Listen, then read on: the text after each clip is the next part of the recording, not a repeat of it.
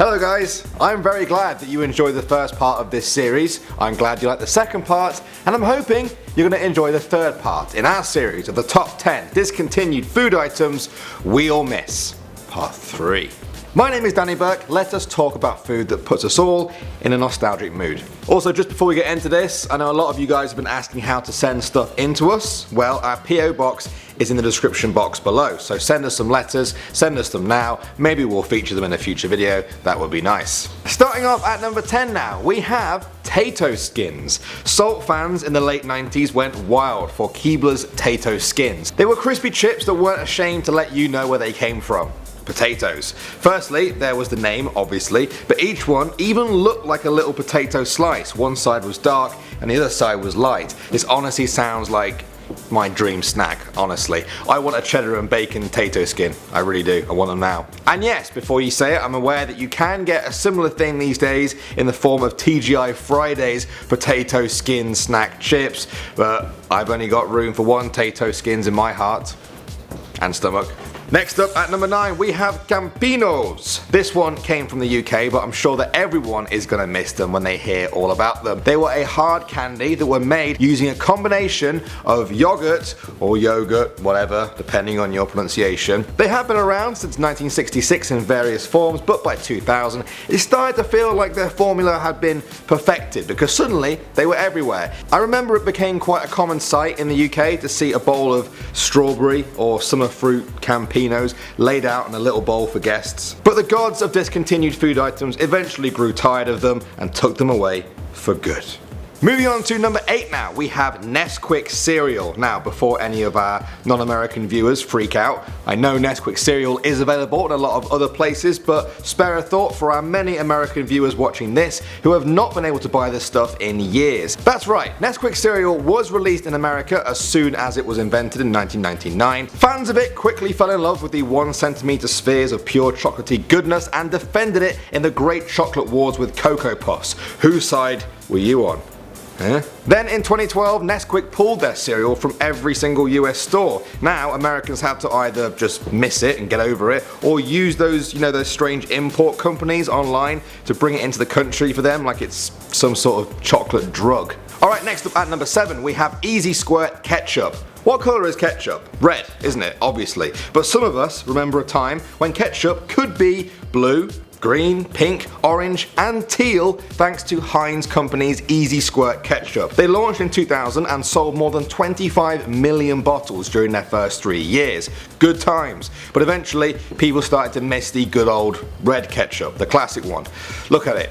Being all red, also good times. Sales of Easy Squirt Ketchup began to fall and the product was stopped altogether in 2006. Moving on to number 6 now, we have Flamin' Hot Cheetos Asteroids. Most people know Cheetos in their little twiglet shape in normal packets, but there was once a time when everyone could get Cheetos in a ball form called Asteroids from a packet that looked like it contained baby wipes, and they were amazing, quite frankly. Fans loved the heat of these, but for some of them it just wasn't enough. Well, luckily there was also extra hot Flamin' Hot Cheeto Asteroids.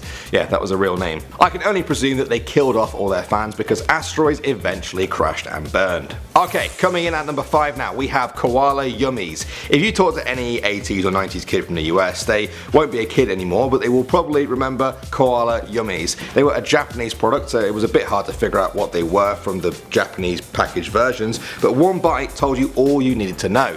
They were little bite-sized cookies filled with gooey chocolate fudge. Now if that sounds suspiciously unhealthy for a kid's food, yeah, you're right, it wasn't that healthy. But this wasn't a time of healthy eating for kids. This was the 90s. This was a time for gooey chocolate fudge filled cookies in the shape of koala bears. A good time. Next up at number 4 we have Altoids Sours. This was one of the most requested items that I missed out in the previous 2 videos. Altoids are famous for making very minty mints, but perhaps their most popular product was Altoids Sours. Very hard, very sour candies in round tins that were introduced in 2002. Flavours included raspberry, citrus, apple, tangerine and mango, and on Valentine's Day 2005 they even released passion fruit sours, because nothing says I love you more than a face like this. Eventually I think people got tired of looking like that and the product was widely discontinued. Oh, sour. Okay, coming in at number 3 now, we have the MCDLT. This was a McDonald's burger that is sorely missed by some people, not because of the actual burger, but because of the packaging. It was served in conjoined containers. One half contained the burger and bottom bun, while the other contained the lettuce, tomato, cheese, pickles and sauces on the top bun. Now this was to stop the burger heating up the veggies and the veggies from cooling down the burger, and also keep all the grease from making everything soggy. It was a pretty clever idea, and if it was around today, it would also work for veggie burgers too, but McDonald's sadly stopped doing them in 1991 as they tried to not waste as much packaging. Next up at number 2, we have Pokemon cereal. That's right, for all you young Pokemon fans watching this, have you ever wanted to pour milk all over your favourite Pokemon and eat them with a spoon? Me too. Luckily, I'm old enough to remember Pokemon toasted oat cereal with marshmallow bits. The marshmallow bits were in the shape of Pikachu, Poliwhirl, Oddish and Ditto. They were eventually stopped, presumably because kids were more likely to catch diabetes than Pokemon from it. I know you can't actually catch diabetes, but I really wanted that joke to work. I also heard the Ditto ones would transform in your stomach into another Pokemon, although now that I'm an adult, I'm starting to think they were lying to me about that one. And finally now, we've reached number 1 and we have Teenage Mutant Ninja Turtle pies.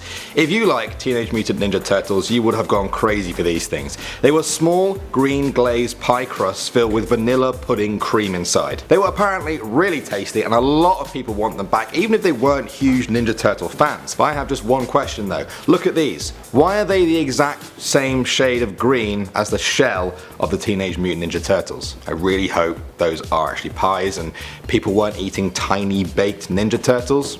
Ugh. Their tagline of straight from the sewers to you is now sounding a little bit suspicious. Well, well, well, I am absolutely stuffed of all these discontinued food items, but that does not mean that we're done talking about them. Let me know any good ones that I missed out. We are going to try and do more discontinued item videos in the future, so subscribe if you haven't done so already. My name is Danny Burke, and I'll see you all in the next video.